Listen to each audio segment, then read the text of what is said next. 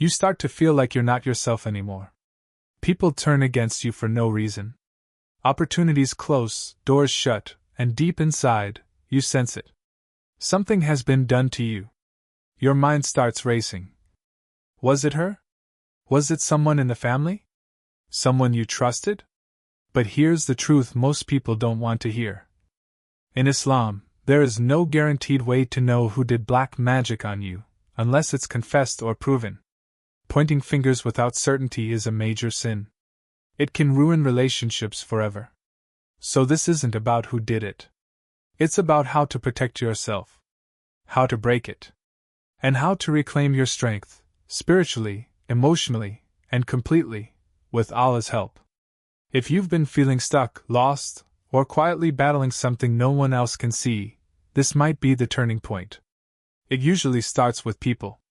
Suddenly, they change. You didn't lie, cheat, or hurt anyone, yet those closest to you grow distant. Their tone shifts. The warmth disappears. They start treating you like the enemy. At first it's subtle, short replies, cold glances, awkward silences. Then it escalates, accusations, blame, backbiting, or even complete disconnection. And you're left questioning yourself. What did I do wrong? Why do they hate me? Why does everyone see me as the problem? You replay conversations. You doubt every move. You overthink until you're drained. Slowly you lose yourself. Your confidence fades. You withdraw, carrying guilt that doesn't even belong to you. This, right here, is one of the clearest signs of Sihr al-Tafriq. Black magic meant to break bonds and destroy relationships. The Quran mentions this directly in Surah Al-Baqarah 2:102. They learn from them that by which they cause separation between a man and his wife. But it doesn't stop at marriage. It can tear you from your mother, your siblings, your closest friends, even your own children. That's why it's so confusing. Because nothing happened. They loved you yesterday, but today, they can't even look at you. This is how Sihr works. It doesn't just attack you, it attacks your support system. It isolates you, leaves you doubting yourself, and makes you feel like you're losing your mind. But in reality, you're under attack. Remember this. The goal of Sihr is separation. But the goal of Allah is connection. And whatever Allah unites, no magic can break, unless He permits. Then there's another layer. You start acting unlike yourself. At first, you don't even notice. You snap at people. You lose patience over small things. You feel heavier, colder, more distant. In the moment, it feels justified. But later you wonder, why did I talk to my mom like that? Why did I shut everyone out again? And then the comments come. Your mother says you've changed. Your brother says you're colder now. Your friend says, I don't even recognize you anymore.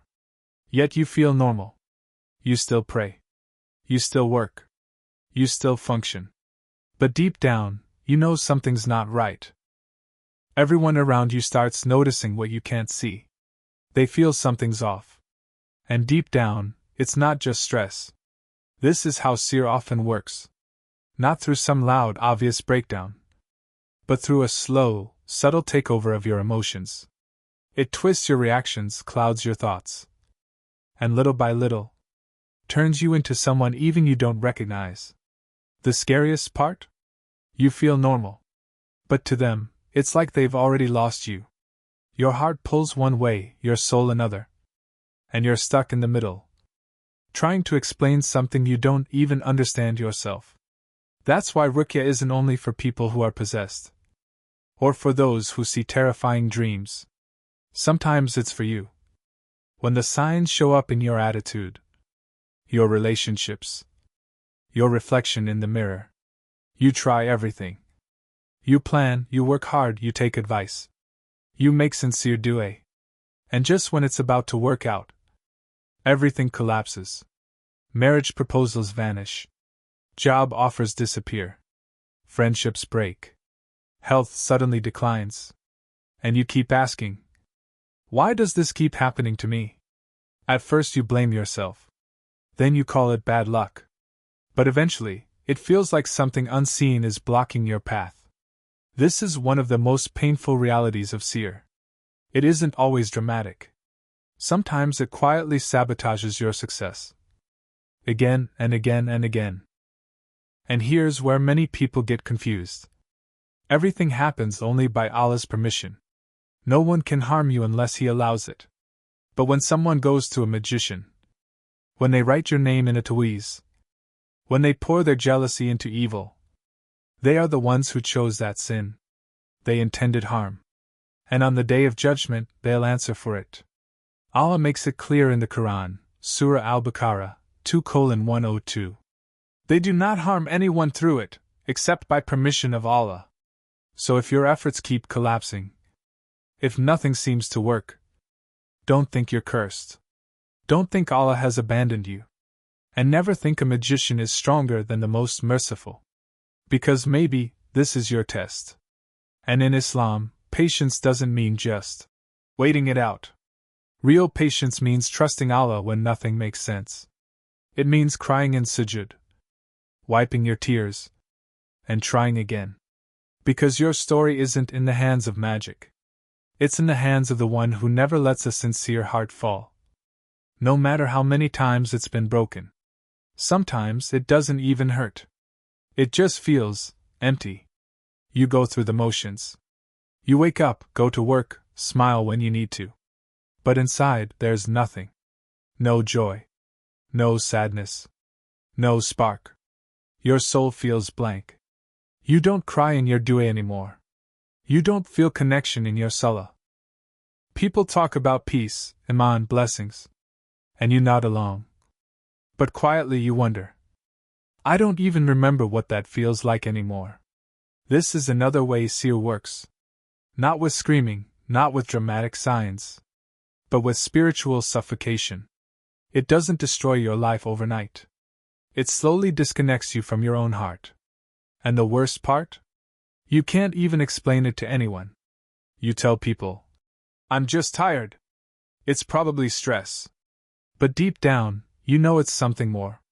You're not lazy. You're not weak. You're under attack. And the weapon being used against you is silence. But remember what Allah says in the Quran, Surah Al-Araf, 7:201. Indeed, when those mindful of Allah are touched by a whisper from Satan, they remember, and then they see things clearly. Sometimes all it takes is that first spark of awareness. That moment where you realize, I'm not broken. I'm being tested. And I need to fight back. Not with panic. Not with anger. But with Quran. With patience. With steady remembrance of Allah. Because when Sihr numbs the soul, Dhikr brings it back to life. Then the isolation begins. At first, it feels harmless. You just want space. You stop replying to texts. You avoid calls. You stay quiet at home. But slowly it goes deeper. You start feeling irritated with the people who love you most. You avoid eye contact with your parents. You cancel plans with your closest friends. You push away the ones who actually care. And when they ask, Are you okay? You snap back with, I'm fine. But inside, you know you're not. Here's the painful truth. You don't even know why you're doing it. It's like one part of you wants to be left alone, while another part is silently screaming for someone to pull you back. This is how Sihr traps its victim. It cuts you off from your circle of protection. The people who remind you of Allah. The ones who would notice something is wrong. Because the more distance you put between yourself and them, the easier it becomes for Shaitan to whisper, to plant doubts, to sink you deeper into that loneliness. The Prophet warned us. Shaitan is a wolf to man, like a wolf to sheep. He takes the one who strays away from the flock. You don't need a crowd. But you do need someone. Someone who says, Let's pray together. Someone who reminds you to make dhikr. Someone who just sits with you in silence so you don't drown in your own thoughts. Because isolation is where Sihr tries to win. But connection is where Allah sends His help. My dear brothers and sisters, if even one of these signs felt like it was speaking to you, please know, You are not weak, and you are not crazy. You've just been struggling in silence. And maybe today, Allah wanted you to finally see what's been happening behind the scenes. But don't fall into the trap. Don't waste your energy trying to figure out who did it. Because in Islam, unless it's proven or confessed, accusation is a major sin. Guess wrong, and you could destroy a relationship.